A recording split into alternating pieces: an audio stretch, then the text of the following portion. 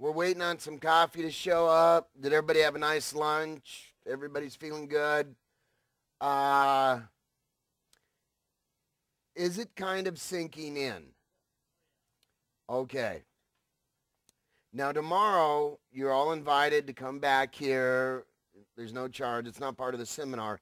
It's our typical mock court, but we'll do it here instead of where we normally do it.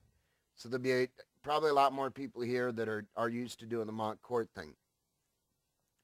Now, it was brought up to me outside, how do you get this far? And we took a vote at the beginning, and perhaps I'm just a lousy dictator type. My whole life is guided by one rule. Buy better earpieces. And I'll give you this rule, and you can use it or not, but it's never failed me.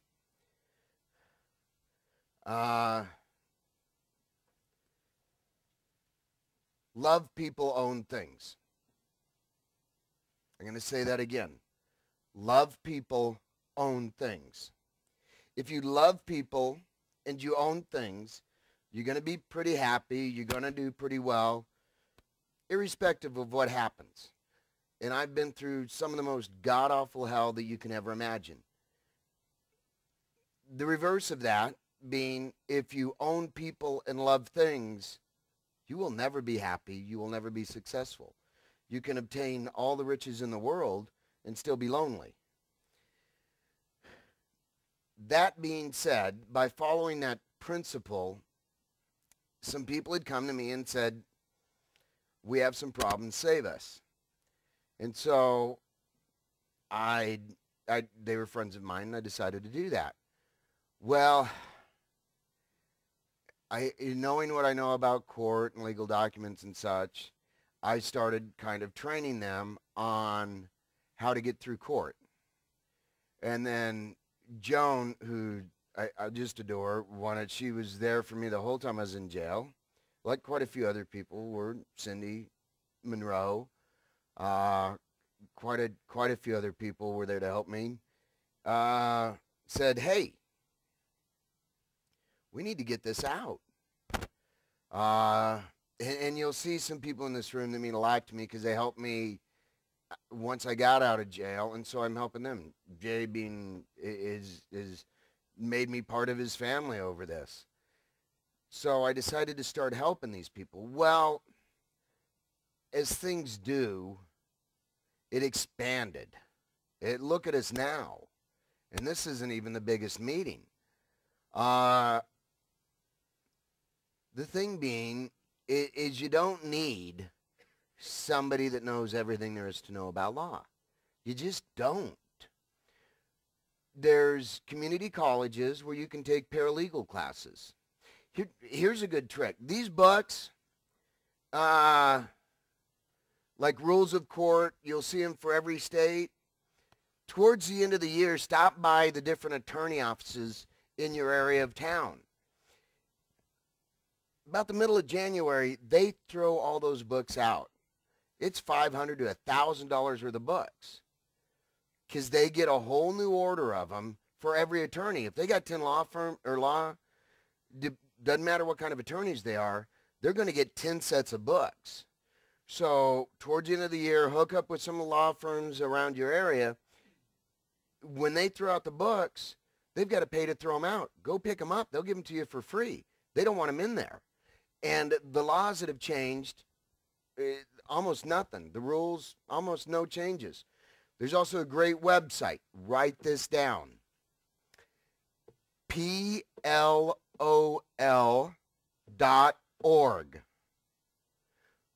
It's got every rule of court, whether it's federal or your state, everything. Every law, everything. So you can also look at your county government court office. And here it's Maricopa County Superior Court.gov. And from there, you can sign up, Maricopa Superior Court Clerk.gov. You sign up with your court clerk. While you're in your case, you can actually go online once you fill out all the forms, and you can look at every proceeding, every pleading that's put in, everything, and print it out and keep an electronic file. Now, I know people that go to court all the time don't even know they can do that. Okay, so sign up with your county. It's usually the clerk of court. And you can watch your own case. So like when they file it, you can see it before they mail it to you. So that gives you a couple extra days. What's that? Oh, yes, because the attorneys always do their job. Yes. Uh, that's true. They're supposed to. It just hasn't worked. They still don't. Oh my God. They don't. Yeah, they're supposed to. They don't. I've been fighting with them on that. But you can look up that stuff. But you can go to a community college and take paralegal classes. All of this stuff is great. What you need to do is get with some people and you need to practice. You need to go down to the hearings together. Okay, we've gone down in groups of more than 20 for one person going through maybe a forcible detainer, maybe a status or an evidentiary hearing. You need to do this. And you need to practice. You need to get together and you need to practice. Court can be intimidating. If you don't practice, I promise you, you will lose. You can know everything you got to know, and you'll walk up there to the podium in front of the judge, and you will have the sphincter effect. Everything in your body will tighten up, you will go white, and you won't be able to say anything. You know, remember halfway through puberty when you met somebody you wanted to date? That'll happen, and it's all over with. Okay? And you know, you don't want that to happen, because right then the other attorney, he's going to know what's going on. He's going to use that. He's going to make statements. You aren't going to fight it. You're done. So you need to practice, guys. Was there anything else? Was that pretty much it, Larry? Now, what we're going to do, we've got a lot more to go through on the book, but I think what we're going to do is we're going to bring up Bill. I've got everybody write down this information. Oh, Andy. Andy. Thank you. Okay. It is William D. McCaffrey. Capital M, little c, capital C, A-F-F-R-E-Y.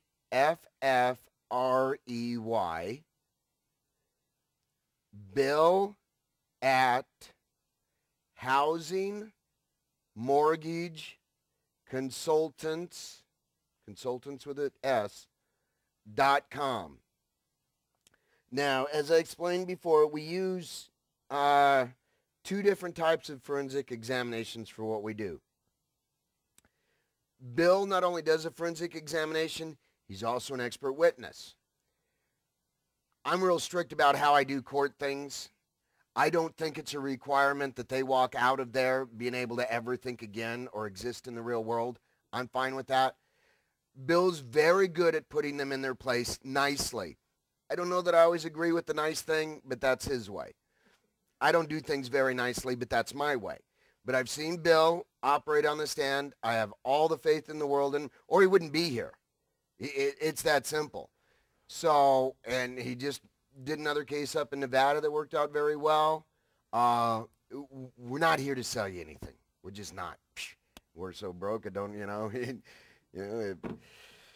don't know. St. Vincent de Paul doesn't feed us. What the hell?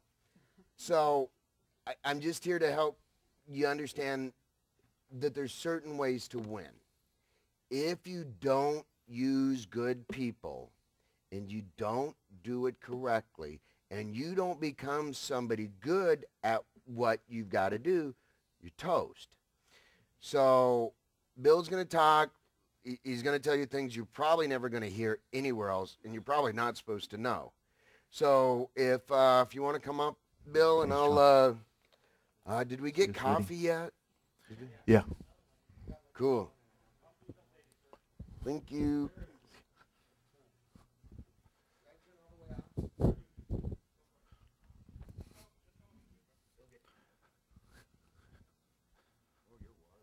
I think I'm wired. Am I? Oh, wow.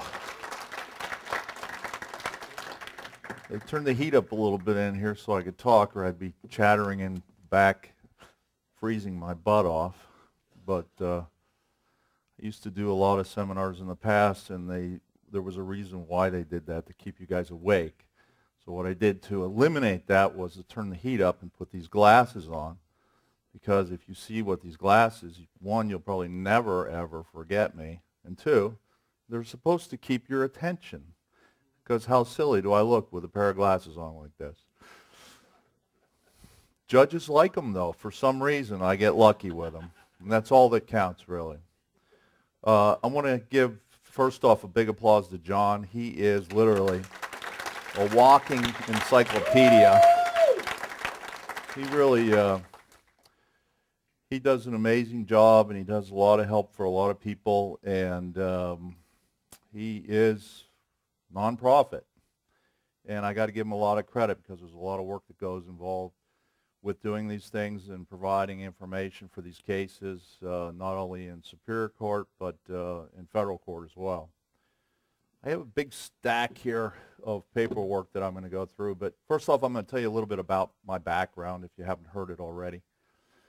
I was very fortunate. I grew up in a place called Pittsburgh, Pennsylvania as a kid. Anybody like the Steelers out there? The Steelers are, it's a great football team. It's not a game to us over there. It's a business. But my grandfather started in the banking business in 1938. Still hear me? And I had the great time of watching him start this business in 1938. And in so doing so, my father took over after my grandfather passed away. And then he passed away, and we were third generation owner-operators. So it gave me a great deal of what I would call background in the cases that, because I had to work for the Summers, and I worked inside the bank in the Summers. And we were a Fannie, Freddie, Ginnie servicer, if any of you don't know that, but those are the GSEs that are almost in trouble, today. They're sort of broke. But in those days, they had a lot of money and a lot of clout. But in the Summers, I used to work there, and some of you that haven't heard this story, one of the first jobs I had was put me in the collection department. He says, you can't learn to make a loan if you don't know how to collect it. And of course, I made my first call when I was in collections because the guy was behind, and in those days it was, I think, about $100 a month because the loans were an average of about $40,000 to $50,000. Called the gentleman up. I said, Mr. Jones, this is Bill McCaffrey. Do you have the $100 I need to collect because you're past due on your mortgage? And Mr. Jones proceeded to tell me, and I was at the time 16 years old, does your dad need that money that bad? I told my dad that story that day, and I was transferred to the servicing department the next day. Somehow my name and the bank and the grandfather and who we started, he didn't want my name being out there to present, to be in the collection department. So after that, I've worked for 4 federally insured institutions after that. So I have a very short resume, but one of the largest ones that I worked at is my old arch nemesis, IndyMac Bank. Okay, and I will call them, and I have in the past, the cohort of IndyMac Bank is really douche bank, but for purposes of this meeting, we're going to call them Deutsche Bank.